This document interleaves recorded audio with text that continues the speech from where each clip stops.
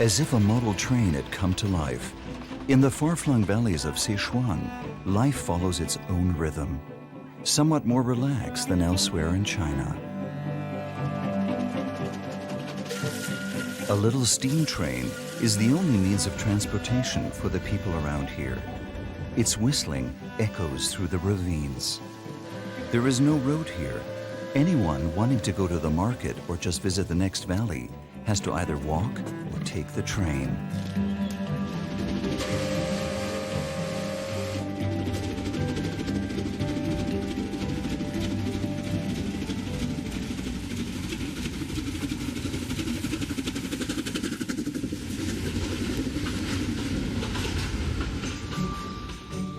Steep rock walls, rice terraces, hills, and rivers. The little train fights its way over ascending slopes and back downhill, around bends and through tunnels, skimming past the houses and right through the town. Its narrow-gauge railway tracks are ideal for this impassable terrain here in Sichuan, in the heart of China, south of the megacity Chengdu. The train route isn't very long, but this approximately 20-kilometer stretch of railway track is the only connection to the outside world for the residents of the scattered villages.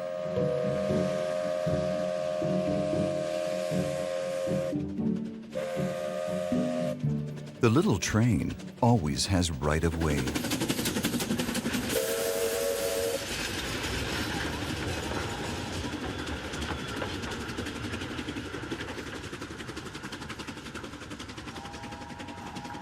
Whoever misses it has to drive over the railway tracks by motorbike. Without a helmet, of course. This way, it's easier to listen to the radio. The railway track is the main route for pedestrians too, because it is the only way to get through the forests and mountains. There is good reason for the train's constant whistling. The train driver, Wang Shebin, starts his shift. "Go to work with joy and return in good health" is written on the entrance of the train depot. Wang signs in for his shift. His colleague has already finished.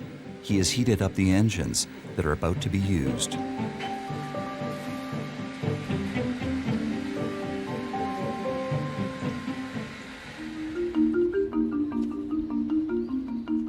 Seven steam trains are constantly in operation.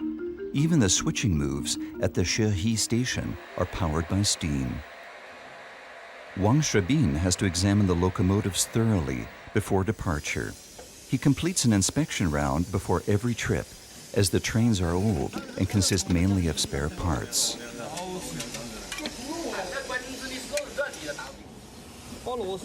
There's always something broken. I have to retighten the screws.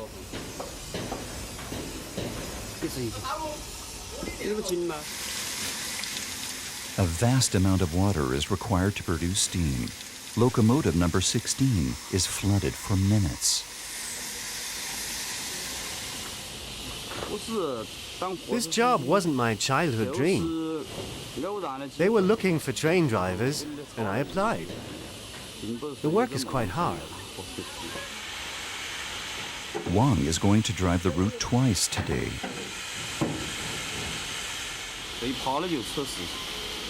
We have a great responsibility as drivers. If an accident occurs, they deduct the cost from our salaries. We have to be very attentive as we don't want anyone to be injured.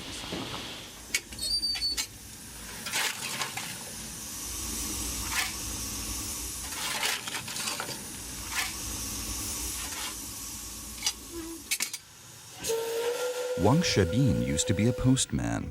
He was trained for 3 months before he was allowed to take on sole responsibility as a train driver on China's last year-round regularly scheduled passenger steam train.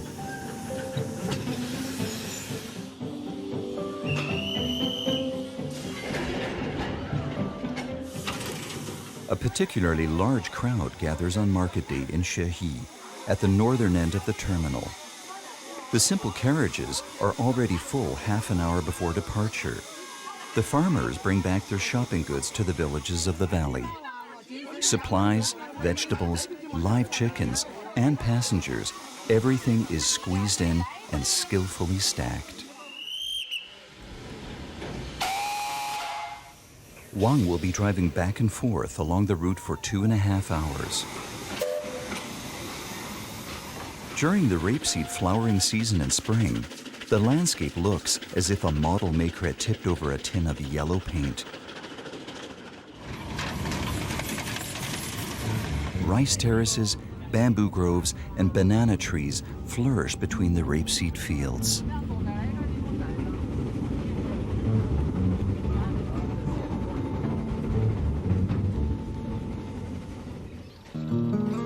In Shaojianjiao, people have a lot of time.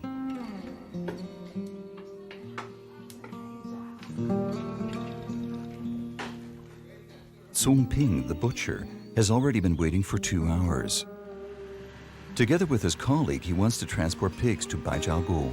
Finally, the animals arrive.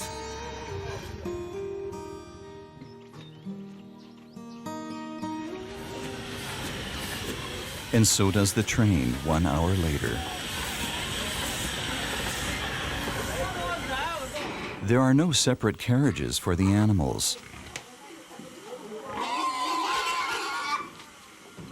A separate compartment is created in the passenger carriage with the help of a gate.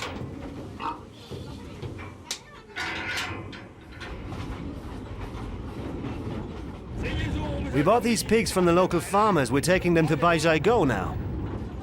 No glass in the windows, simple wooden benches, bare metal walls, and occasionally pigs in the carriage. The little train is not really comfortable. The pigs are going to be slaughtered in Baijiaogu. Their meat will be sold on the market. Whoever comes from the valley to shop there will be traveling with Wang or one of his colleagues. A regional commodity cycle powered by steam.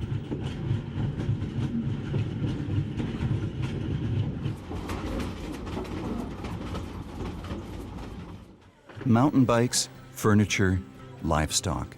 The little train is indispensable in this valley.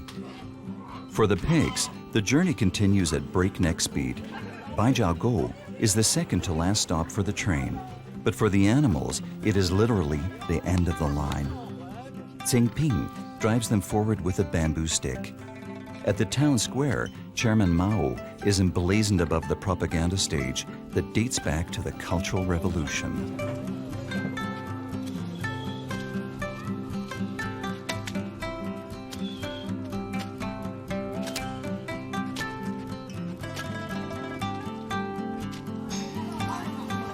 Baijiaogu means banana forest, an enchanting place almost frozen in time.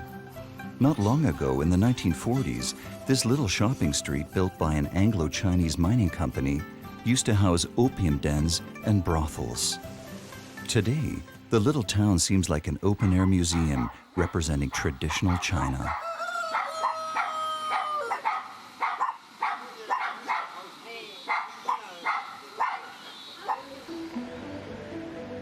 In the hills above Baijiaogu, peasants live as they have done for centuries, growing rice and vegetables from every available piece of land.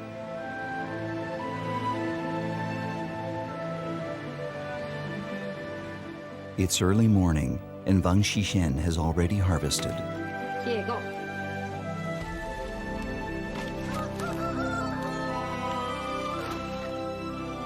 Peasant woman Wang runs the farm with her husband.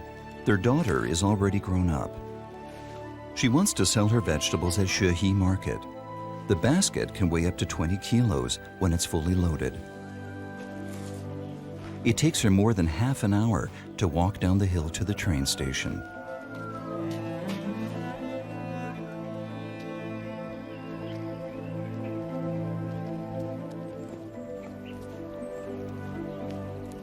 The dainty Wang balances the basket effortlessly as she weaves her way along the clay walls of the paddy fields. This is her regular commute.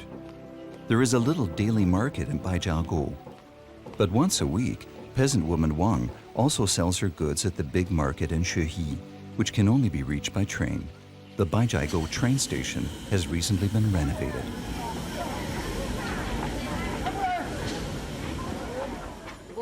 With a little luck, I'll get 50 yuan for my chards. Wang needs to sell all the vegetables in her basket today. Otherwise, the journey to Shehi is not profitable. A one-way ticket costs her 5 yuan, approximately 60 cents.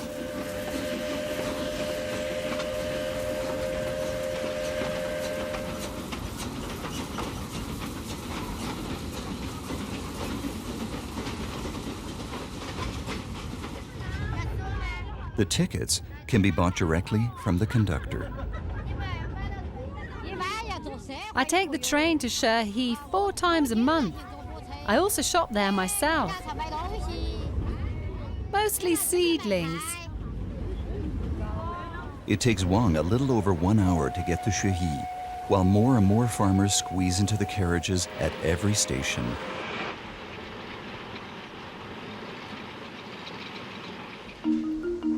The engine house is also located in the market town of Shehi. The locomotives need constant repair and maintenance, bolting, welding, hammering.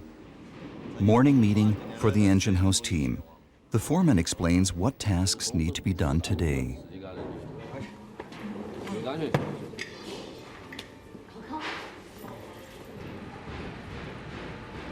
Lu Chunli is a mechanic, toolmaker, and engine fitter. One has to be a jack of all trades around here.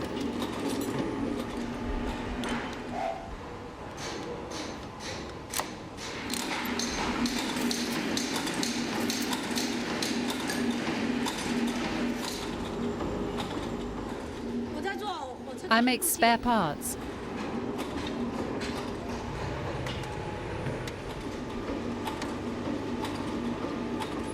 Lu Chunli's inspections are as sharp as her cutting tools. This is going to be a bolt for the locomotive's control rod. I have to finish 4 of these today.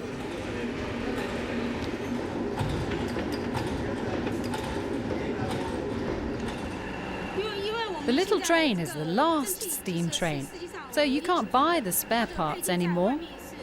That's why we make them ourselves. It's cheaper as well. Mechanic He Chun is going to put the part to the test.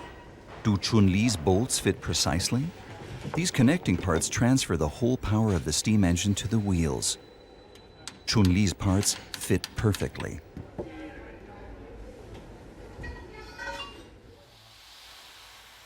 The locomotives were built specially for the unique requirements of this route. 4 pairs of little wheels lie close together. Shuai Zugang is responsible for safety. He knows all the weak spots of the old train inside out and is aware of the parts that need double checking. The short trains are good for this route. A regular train would be more than 70 meters long. The locomotive alone is more than 20 meters long. They wouldn't be able to drive around the bends very well. Our locomotives are only 14 meters long. They don't have any trouble with the narrow bends. For decades, the building plans were considered lost, and when the files reappeared, no one recognized their value. The president of the mining company is still angry about it today. 5 years ago, a professor at China's Mining and Technology University found the files in a Taiwanese library. He called us to ask if we wanted a copy. Unfortunately, at the time, we thought we didn't need them. Over the years, almost every single component of the locomotives has been replaced at some point. Today's locomotives are masterpieces of metal fitting, pieced together from spare parts, made individually by hand, mostly without an exact design. Right next to the engine house lies the market of Shehi, the biggest one in this region. The moon calendar determines the market days. It takes place about 9 times a month.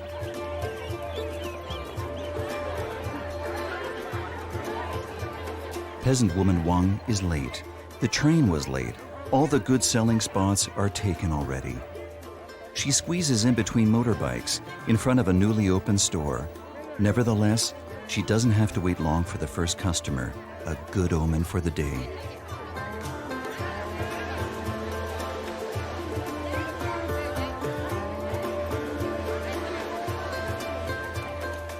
At Shehe Market, you can buy anything that might be considered a feast for Chinese palates. However, more likely to be an acquired taste for most Westerners. A special breed is much sought after at the poultry stall: black chickens. Jet black after plucking, to be more precise.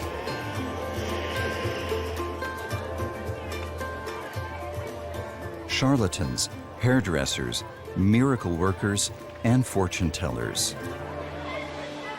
They have arranged their camping tables on the outskirts of the market. For a few yuan, you can hear what your future holds. Zheng Fugao is blind in one eye, a sure sign of competence for fortune tellers. I can see it clearly now. Young mothers particularly enjoy the consultation. Your boy is going to accomplish a lot.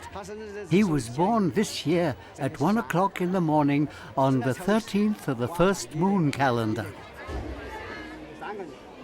Belief in omens, lucky charms, and fortune tellers is very normal in China.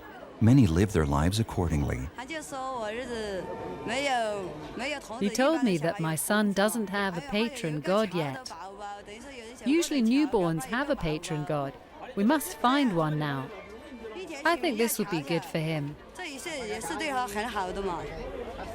Everything is based on the principle of yin and yang. There are 10 heavenly stems and 12 earthly branches. According to this system, and together with the birth dates, I can foretell the future. Lu Chunli, the mechanic from the engine house nearby, is also at the market. She wants to buy pork legs for the team of mechanics.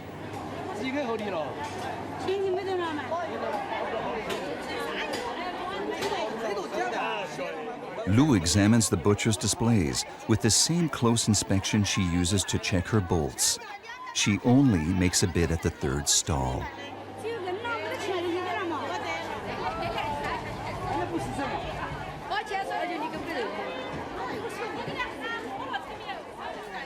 Chunli is going to prepare a very special dish.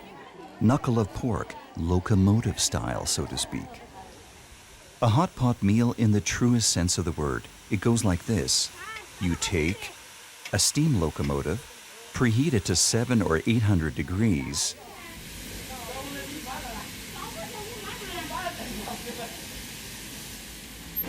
open the oven, place the pork on top of the blazing embers with a tong, and wait a few minutes.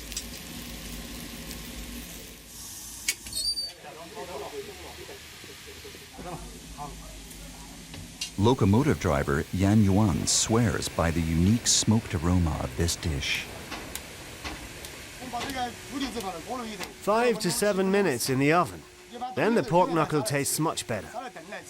We often make it in winter. Afterwards, it also gets cooked for a while. The mechanics have welded themselves a little oven so they can cook the meat. Conveniently enough, there is hot coal in every train that arrives. The thick layer of black soot is scraped off, of course, but the special locomotive aroma remains in the meat.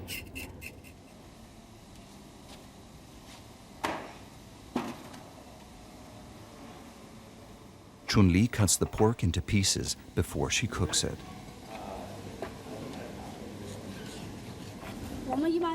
This pork dish out of the locomotive oven is so popular in winter because it gives you strength. The skin gets a very special taste from burning it in the oven. Now the meat will get cooked for another hour. Altogether it takes about 2 hours until the dish is ready to be served.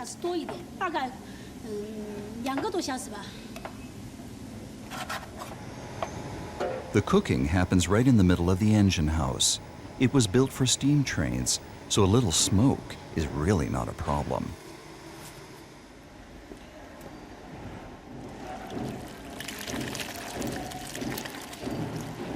The special flavor enhancer is so strong that no other spices are necessary.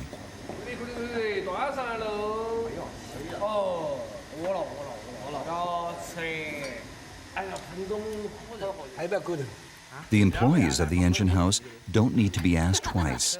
and eat the hot pot meal with visible appetite.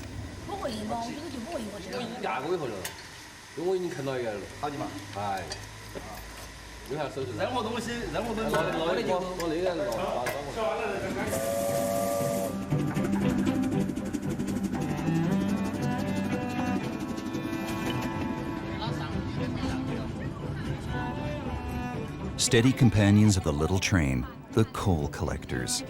When the locomotive throws out ashes from time to time, there is always a lot of coal in it that hasn't finished burning yet. A valuable resource for heating and cooking. Not a single small piece gets lost.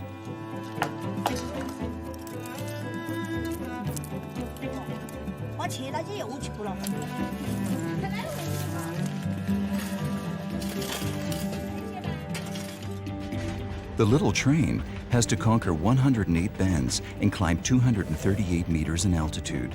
The difficult terrain is also the main reason why there is still no road connecting the villages to this day. And even the school can only be reached on foot, by motorbike, or by train. When the children of the school of Tsaiba read out loud, it echoes through the whole valley.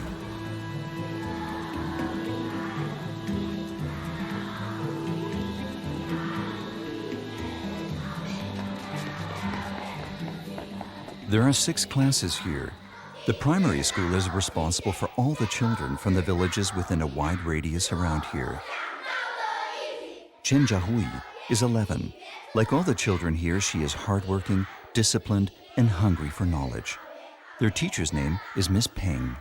I live in Baijiagou. Every morning I take the train to school. On the way back, I have to walk.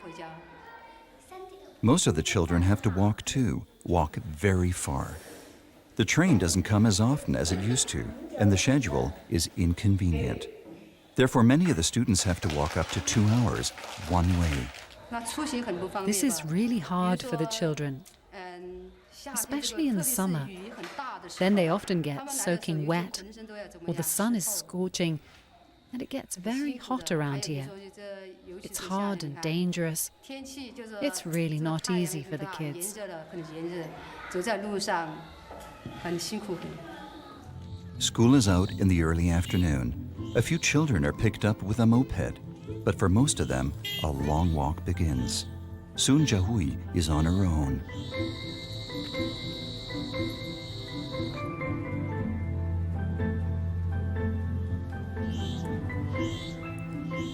Two hours to the furthest station, with worn-out shoes over the railway tracks. Every day, no matter what the weather is like, she has to pass through 4 tunnels. She knows the train schedule by heart, but some trains come unannounced. I walk through them all on my own.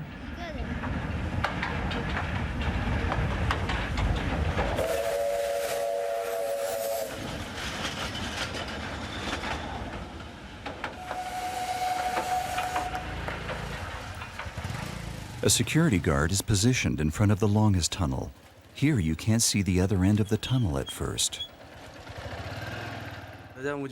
It's my task not to let anyone into the tunnel when a train is about to arrive. I'm in charge of security.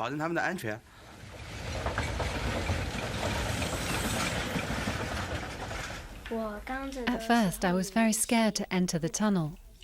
I get up so early that it's still dark outside. I was scared to fall over. The torchlight is an essential item in her school bag. Jiahui lives literally only an arm's length away from the railway tracks, and the train to school drives right past her house. Unfortunately, not at the right time. The soot of the steam train blackens the kitchen walls. After her long march, Jiahui gets a bowl of rice first, and then there's homework to be done.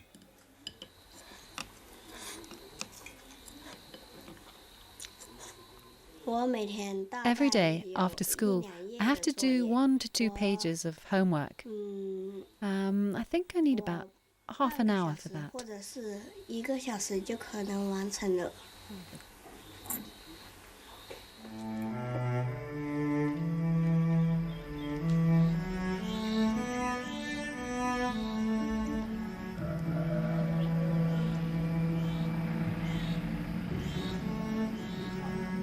A few hundred meters behind Jiahui's house, an old minehead tower reminds one of the beginnings of the little train.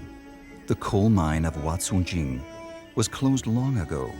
Nevertheless, for Mao's great leap forward, the forced industrialization of the country at the end of the 1950s, steel and coal were needed in vast amounts.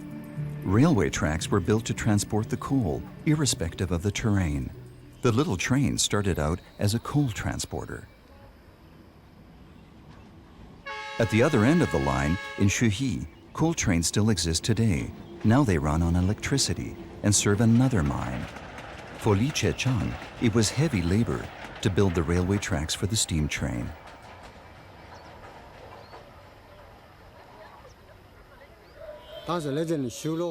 We build all this with pure manpower. Machines didn't exist.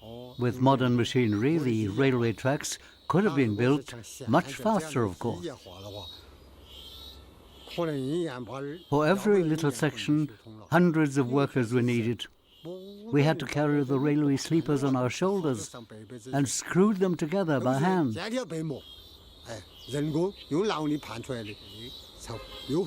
We slept on simple beds made of rice straw, sometimes under roofs made of banana leaves, sometimes at farmers' houses.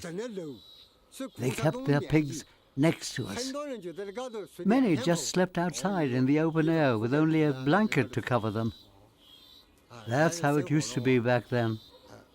Actually, we were quite content with that. Li Cheqiang is completely content with his life, although most of it consisted of heavy labor. When the railway track was finished, he went underground to mine. When we built the tracks, everyone was given 200 grams of rice each day and a little something on the side, mostly cabbage soup with cooked radish or radish soup with cooked cabbage. We were really starving. Sometimes we went and looked for wild herbs or grasses during our breaks. That was very different compared to today, where no one has to starve anymore. The railway track is just a stone's throw away. The track section, for which he worked almost to complete exhaustion, lies shortly before Baijiago, only 1 hour away by steam train. Maybe it is due to the experience of life-threatening hunger for years. Although he lives in a modern flat in the city, Li Cheqiang still stocks food and keeps live chickens in his bedroom.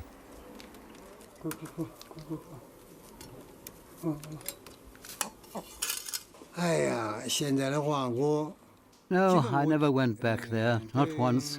If I think of Baijiago, then I have to think of the very hard work we had to do. I remember every hill slope and every house. Well, it's not far from here. I could just take the little train, but I've gone through too much down there. No, I don't even want to go there again.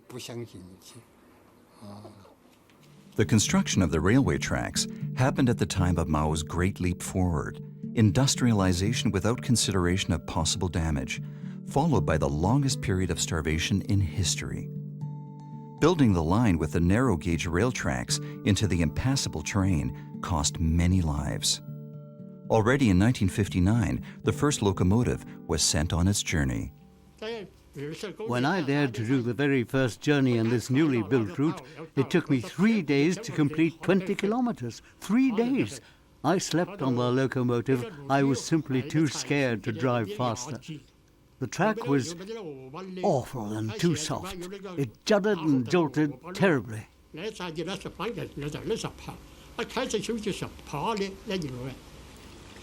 Today, Chen lives down by the river. He used to drive the coal loads here for shipping. Back then, his mother starved to death right in front of his eyes. He was only saved by the scraps of food they got from the mining company. The local people feel such a strong attachment to the little train as a result of the extremely hard times they endured.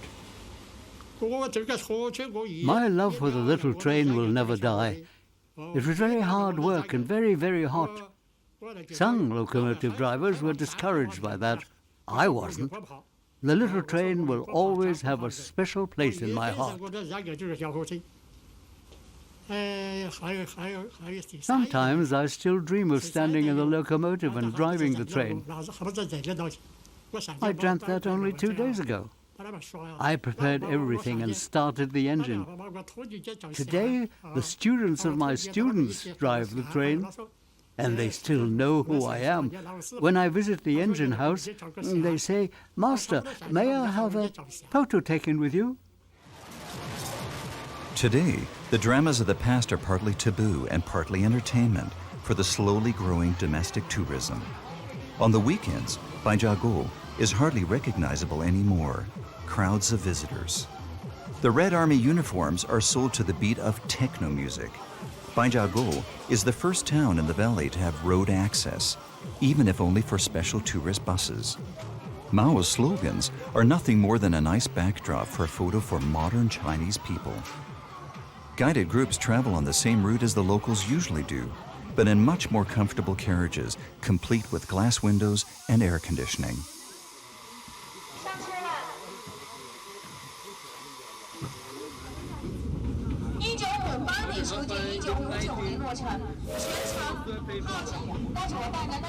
The tickets for these trains are exorbitant for the residents of the valley. An urban and wealthy public examines traditional rural life with curiosity. Two different worlds meet.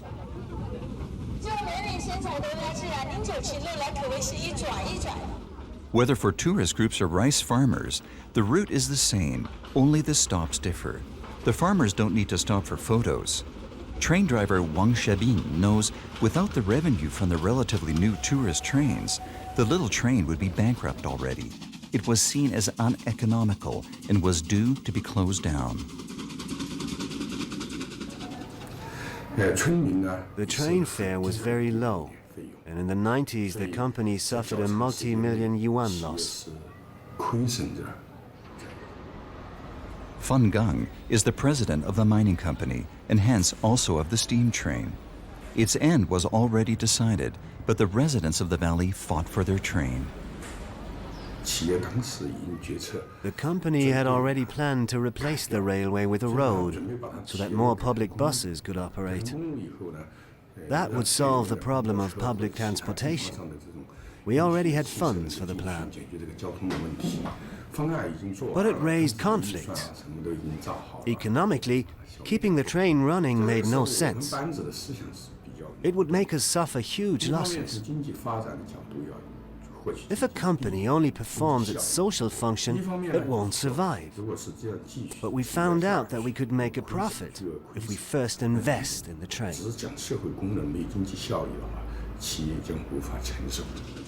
For the locals, the train was always more than just a means of transportation. It is part of their lives.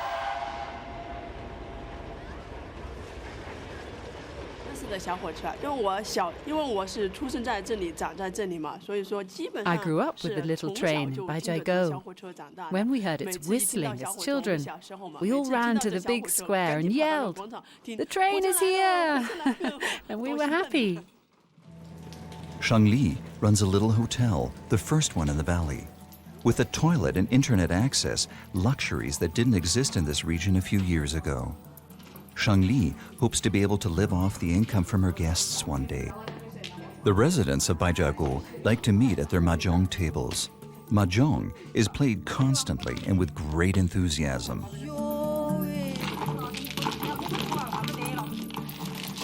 And such a practical tidying mechanism. Perfect order at the push of a button. The little train was always like a friend to me. In my mind, it was my companion. My parents could never afford to buy a lot of toys. We were always very poor. So the little train was my toy.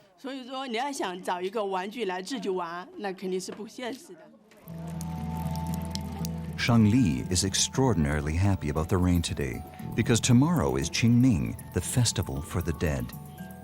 This is when the people commemorate their ancestors, and it is a good sign when the sky cries before the start. All the trinkets that the people need to commemorate their ancestors are sold on every street, primarily money for the other world. Laboriously cut out, handmade notes from bamboo fibers or a common currency in the afterworld. and very important, loud fireworks. The Chinese dead love noise. On top of that, more paper money with fantastical sums and incense sticks.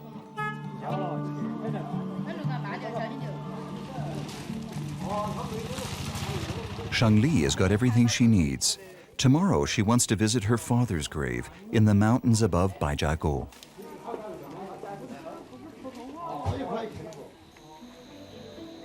Wang Xixian, the peasant woman, is already there, up in the mountains of Baijiago.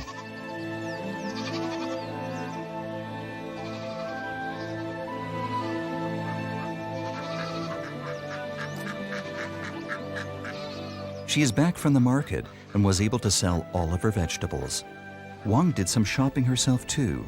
The most important ingredient of the notorious Sichuan cuisine, chili seedlings. Here in Sichuan, hands full of chili are thrown into the dishes, and they grow very well in Wang's garden.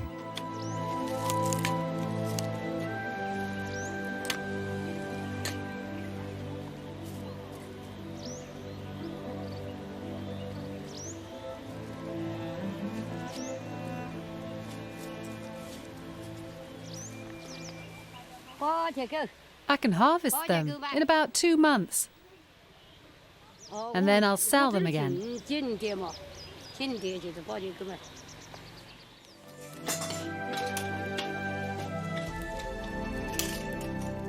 Wang's husband is heating up the oven with bamboo wood. A strange thing hangs above the stove with its huge walks. It looks like a mummified bird. I need such a big wok because I also cook the food for the pigs in here. We used to have more than 10 pigs. Today there are only 2. So what do you do with the strange bird dangling above the stove? We eat it. It used to be that big.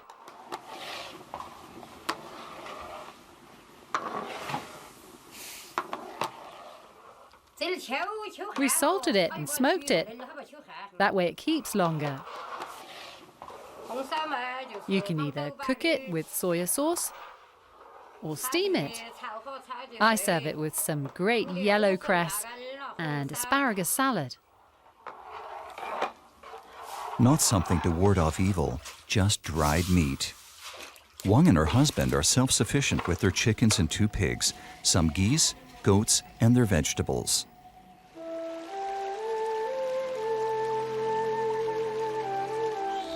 The ravines of Baijiago look like a prehistoric primordial landscape with fern trees, where once dinosaurs may have grazed on their leaves. For generations, the dead have been buried in this dramatic landscape, in rock graves carved right into the stone. Shangli, the hotel owner, wants to visit her father's grave. He died young, when she was only a child. His urn is carved into the rocks high above Baijiago. The ascent takes almost an hour. There are no paths.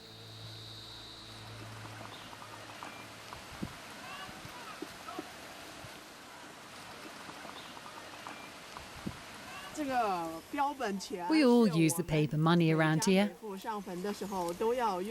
I will hang up these paper flags first, though, as a sign that I've visited my ancestors.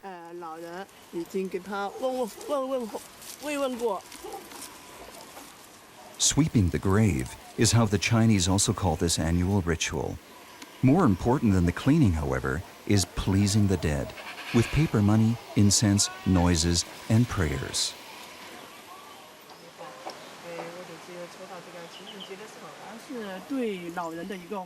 This is how we show our respect and gratitude to our parents.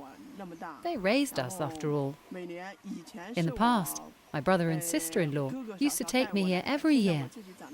Now I'm grown up and come here on my own. Well, now I'll send up some money to my father. The afterworld money made from bamboo fibers passes into the other world in the form of smoke.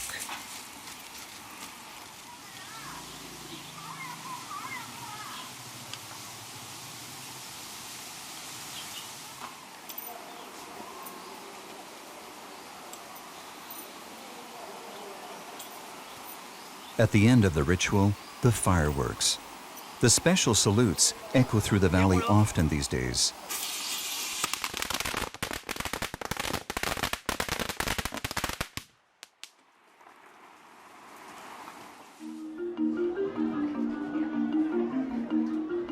The market of Shehi is closing now, and a certain calm is restored in the little town. On every corner, in every tea house, people play mahjong or Sichuan poker.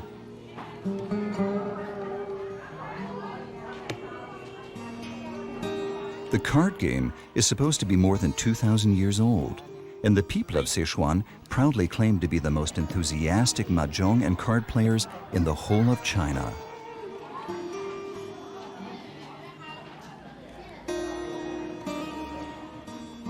Also in the healing center at the outskirts of the market, the people play Sichuan poker. In the back room, all kinds of pains are healed according to the principles of traditional Chinese medicine, with acupuncture and fire cupping.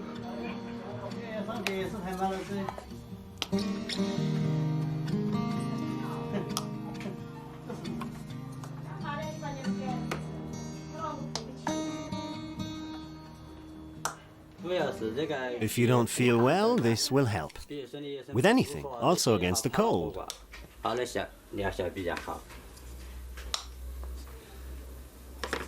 Those who work hard for years feel especially worn out. No wonder that the locomotive drivers of the little train trust in the traditional Chinese art of healing. The train drivers come to me very often. They come 2 or 3 times a month for a treatment. Shen Chenming, the very first locomotive driver, very rarely comes into town. Together with Li Shechang, the track worker, he pays the new tourist train station a visit. It is amazing for the elderly man to see what has been made of the little coal train that influenced their lives so immensely.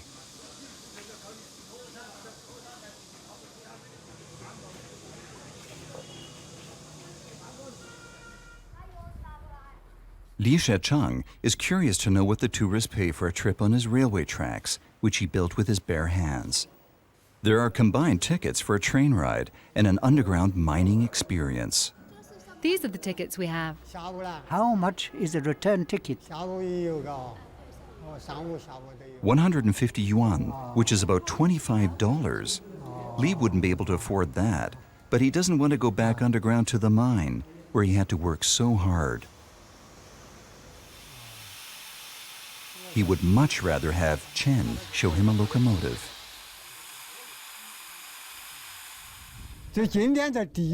I heard his name, Master San, all the time, but I never met him until now. He drove the train overground. I mined coal underground. So how could we have met? Today, with all his passion and enthusiasm, he showed me how to drive the train, where to put the water in, told me about accidents that occurred, how to operate the train. I never experienced anything like today. I had never been inside the cab before. I had only been on the carriages. I want to have you as my master. Will you teach me as your train driving student? I promise to be a diligent pupil.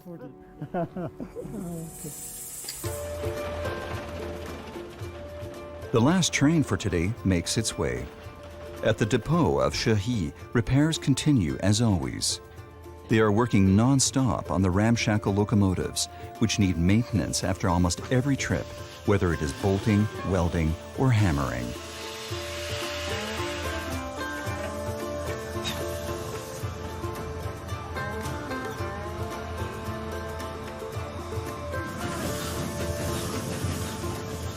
Wang Shebin has finished 2 trips with the little train and needs to do some switching still.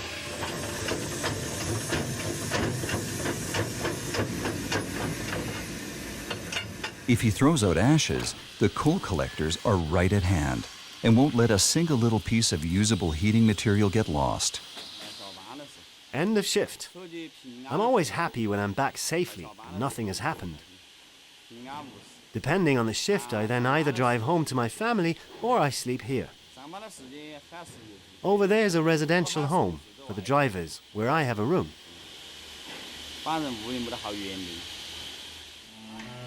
The residential home. Simple sleeping accommodation for the train drivers on 3 floors. This dates back to the coal rush period of the little train, when it was used to transport the coal nuggets here from Baijiagu. Today, the tourist train is supposed to earn the nuggets.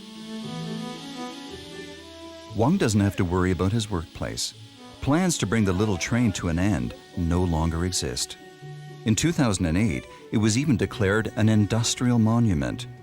Wang will carry on driving the peasants and butchers with their pigs through the valleys of Sichuan. Then, he will return exhausted to his little room at the residential home, which itself looks like an industrial monument.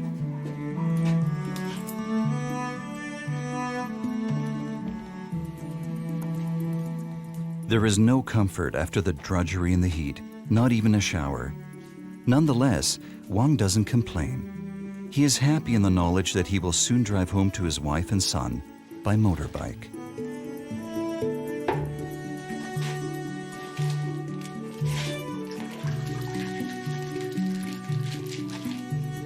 While Wang is freshening up, loudspeakers are hung up on the squares of the town. This happens every night, not only around here. It is a national hobby. Collective dancing, something Wang probably doesn't consider doing after his long day of hard work. It is mostly women anyway, who meet every night around sundown for the open-air ballet. Depending on the preference of the group, the focus can be either on keep fit or on dancing. The main thing is that everyone is in motion.